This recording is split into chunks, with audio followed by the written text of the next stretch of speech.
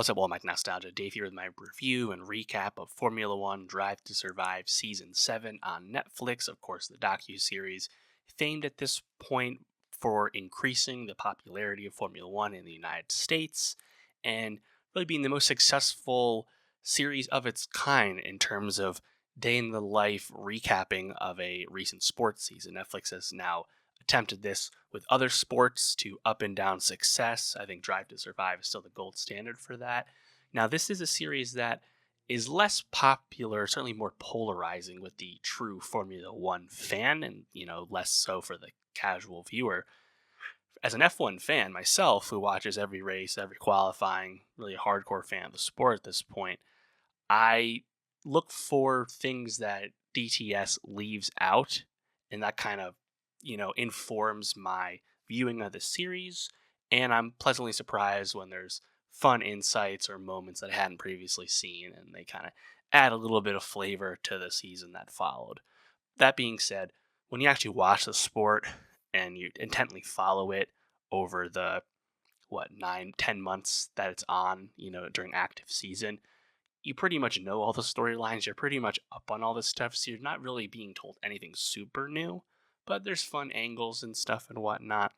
Now, on the other hand, DTS sometimes will present things in a more contrived manner. I think that's more of a problem in past seasons, and they've largely rectified that more recently. And now, more than anything, I almost kind of like fantasy football, fantasy manage like DTS in terms of how would I frame the show? How would I tell the story over the course of 10 episodes? Because at the end of the day, they have limited real estate with that season.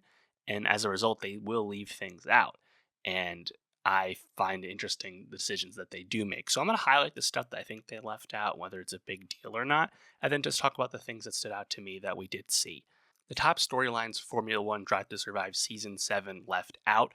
Number one, everything about Aston Martin, namely the fact that they stole Adrian Newey from Red Bull Racing. Newey leaves Red Bull, which was a big part of the turmoil of what was going on with Red Bull last year. DTS talks about that turmoil, highlighting Max potentially going to Mercedes, Jos Verstappen asking for Horner to be removed after all the controversy with the allegations against him. They leave out the fact that the greatest car designer of all time leaves the sport and goes to Aston.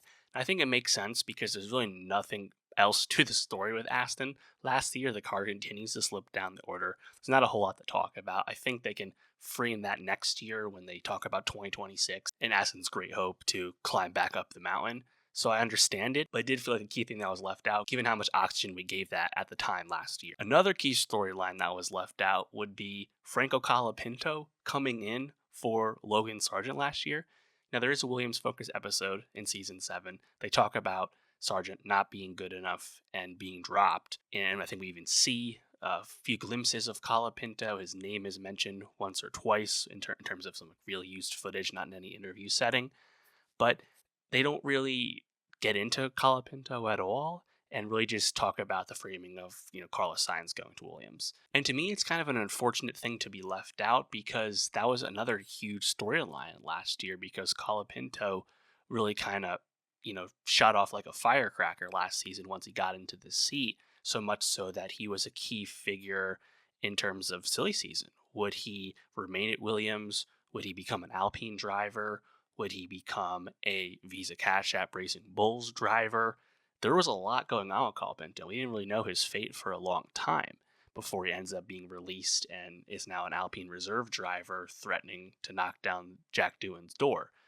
There's a lot of angles to the Colapinto story, and again, I assume they'll talk about that in the next season of DTS, especially if he gets a drive this year. But it, again, feels like something that was unfortunately left out. Some other things with Alpine, Bruno Famin replaced with Ollie Oaks. They just completely gloss over that, don't mention it at all. I think that would have been an important thing to mention with Briatore coming into Alpine, something that's a big focus of DTS this year. And similarly, they don't talk about any of the Endstone controversies with Alpine, namely the fact that they're not going to be a works team in the future and stop producing their own engine. Pretty big deal. Should have mentioned it. Just for the human interest angle of what makes Drive to Survive a compelling series, I would have loved an episode about Zhou Guanyu in China, going back to the China Grand Prix after several years of COVID delays and cancellations, Zhou, the first Chinese driver, all the attention he gets back home, seems like a really natural and obvious fit for an episode of this show. I mean, think about all the episodes we had about Haas over the seasons, because Steiner was such a star. Surely you could have done an episode about Zhou racing back home. But I get it because there's not a huge storyline to tell about Sauber. They continue to be dreadful, and we're just waiting for Audi things to happen. They could have brought in Bonato back into the fold when he, joined back up with Audi after all the leadership changes. Bonato, a previous figure on Drive to Survive, but they just don't really go there at all. The last big thing I think would be their stewarding inconsistency and Red Bull and Verstappen's beef with stewarding and the general driver revolt against the FIA. I'm sure there was some controversy DTS and Netflix didn't want to get into, but there's a lot of stuff that's still unresolved that they should have talked about, I think, with that. Some minor things. They don't talk about Ollie Berman actually subbing for Sainz at Saudi. They just mentioned that Sainz missed the race because of his appendix. They also don't talk about George Russell being disqualified and Lewis inheriting his second win of the season. Despite all that, though, I think the season did a pretty good job of highlighting the core beats of the season. Those are just some things that stood out for me after watching it all. Let me know, though, what did you like most about season 7? What did you think was the biggest omission this time around? In terms of what we did get, episode 1, kicking things right off with Lewis to Ferrari makes sense because that happened before the season began. I honestly expected a bit more of that through this season. Lewis not a big part of this season overall. He doesn't really participate in the show too much. We know Max doesn't participate really at all, and that comes across, I think, a little bit. I love the grid shoot interactions in episode 1. And I was a bit surprised, I guess, that they devoted so much time to the Red Bull investigation. I think they know that Horner is such a big star for the series, and he's effectively the Max replacement in terms of POV and mouthpiece on the show. It'd be pretty stupid to not acknowledge the truth of the matter. And I think they portrayed it pretty partially, which is not something you could say about how they handled Abu Dhabi 2021, which I thought they presented in a really cowardly manner. I liked in episode 2, they talked about Lando no wins and the pressure on Norris, Jensen Button on the show. I believe this is his first season participating as a talking head. Lando being a partier, Lando being soft. I wish they would have driven those home even more, but I appreciated the narrative. They talked about him getting his first win at Miami, and I think they did a decent job of portraying the luck factor to it. Maybe could have hammered that home just a little bit. And then they really got into the contact, between him and Max and the beef or lack thereof. I think they should have done more with Norris bottling starts all the time and just kind of not putting a weekend together. I think that was a narrative that they really should have hammered home. Like when he qualifies poorly at Baku, is it like there was a consistency in his inconsistency that I think they could have hammered home just a little bit more, given he was a key protagonist in the season. Episode 3, Mercedes episode, more about Lewis leaving, really from Toto's perspective. And they really get into the potential options of who will replace Lewis. And I don't even mention Bottas, which I thought was a bit surprising. They did give a good amount, I think, of time to Max to Merc, and that's probably some of the easiest, most interesting things you see this season is Toto talking about the pursuit of Verstappen with his wife and other members of the team and whatnot. Talking about can George handle the responsibility, question we still ask, by the way. They don't mention the George DQ or anything. They do talk about the one win he got. And then they actually go into Kimi Antonelli being selected right then and there in that one episode. I actually thought they would have stretched that out a bit more. In episode 4, Carlos Sainz, great title. Of course, they already set up the fact that Sainz was being dropped for Lewis. And they kind of get right into Williams. Again, they kind of gloss over Sargent being dropped. Talk about Sauber a little bit, showing the pit troubles early season. I like that they gave us the Carlos Sainz Sr. Audi connection with his rallying career. And they do talk about Sainz holding up the market. I think they could have hammered that home a little bit, just how long that takes. A big thing with this season is, and this show in general, is it kind of has to go back and forth as it'll give you a POV, give you an angle, and then progress several races forward. And then we're going to have a new episode with a new angle, a new POV. And we're going to start back over and progress back to that series of races for the most part. So there's natural backtracking with the show, just the only way you can do it. And I think one of the greatest pieces of footage was signs not immediately signing with Williams and kind of leaving them at the altar after previously communicating that he was ready to sign. That was pretty interesting. Also, in this episode, we have Flavio Briatore entering, and they did a great job, I think, of showing some of his controversies. They do highlight Crashgate. They talk about that. Um, I think they kind of undersold it. On the other hand, though, there was a lot more to say about his abilities, and they don't really talk about the fact that we assume he was brought on to switch up Alpine for an eventual sale. But it is kind of nice to have him be an actual talking head participating and talking to Netflix. I did appreciate that. They could have done more with Ocon lunging Gasly at Monaco. I think the controversy regarding that, that contact, teammate on teammate, I think they actually didn't even tell you just how horribly that was received in the moment and by the team. But Ocon and Briatore's no love lost is pretty well communicated from both sides, which I enjoyed. Episode 5, you knew this episode was happening. Leclerc's Monaco curse, a fixture of the season to this point, fixture of Leclerc's story to this point. And then you get that rectified. I think that was just one of the greatest moments of the season last year. Episode 6, more McLaren stuff. It's funny. Zach has a quote in this episode I just don't agree with. It's Will Buxton quote. It's like, the McLaren drivers are ready. Is Zach Brown? Yeah, it was a Buxton framing, and it's like, wait a minute, that was not the case. Yes, McLaren was not ready with their strategy, trying to be too cute with having 2 number ones, the papaya rules bullshit. But the drivers were not ready either. Piastri isn't fast enough, and Norris kept making tons of mistakes. And again, they didn't really go into that enough. So I thought that was a kind of a strange framing. Overall, though, they do give us the key stuff, which is Budapest, Lando versus Piastri.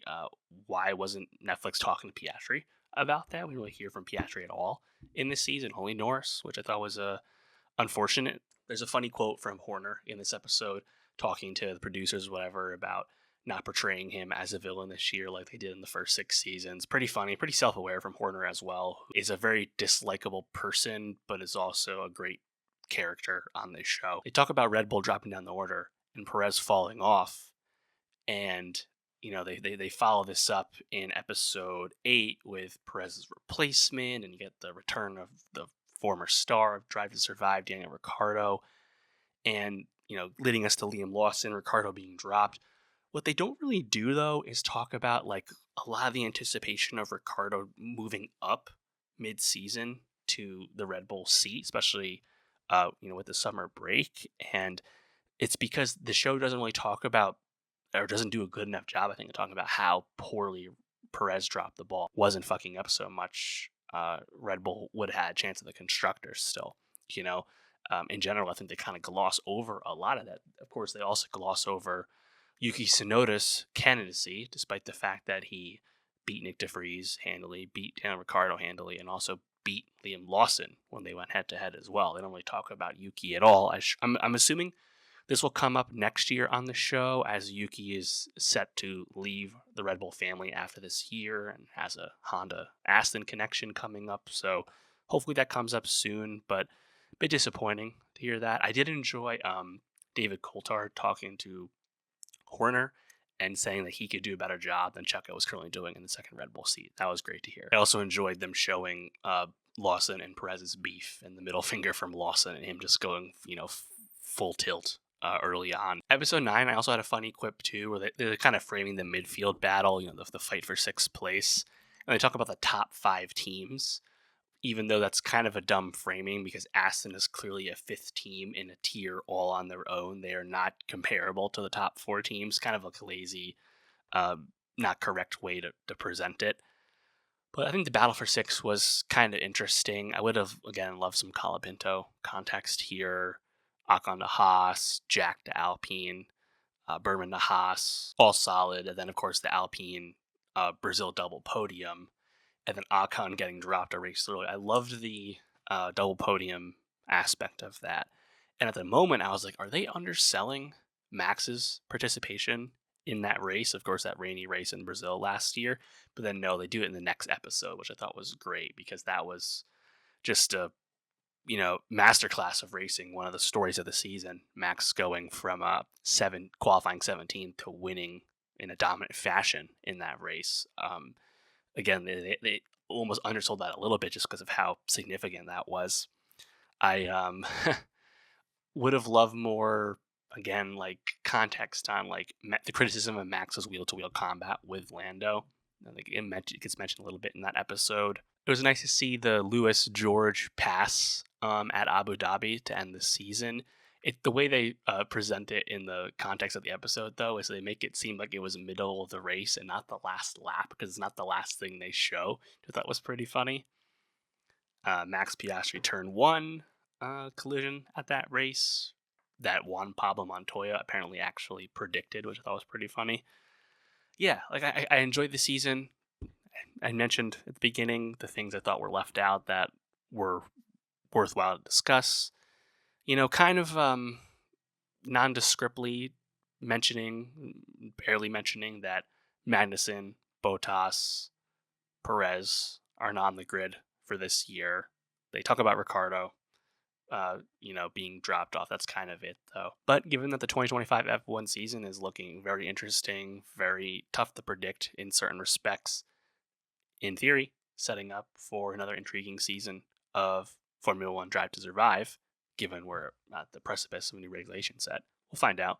Let me know, though, what you think of Drive to Survive Season 7. What you like most about it? What was the key thing you thought was left out? Let me know. And for more TV reviews, subscribe. And I'll see you next time.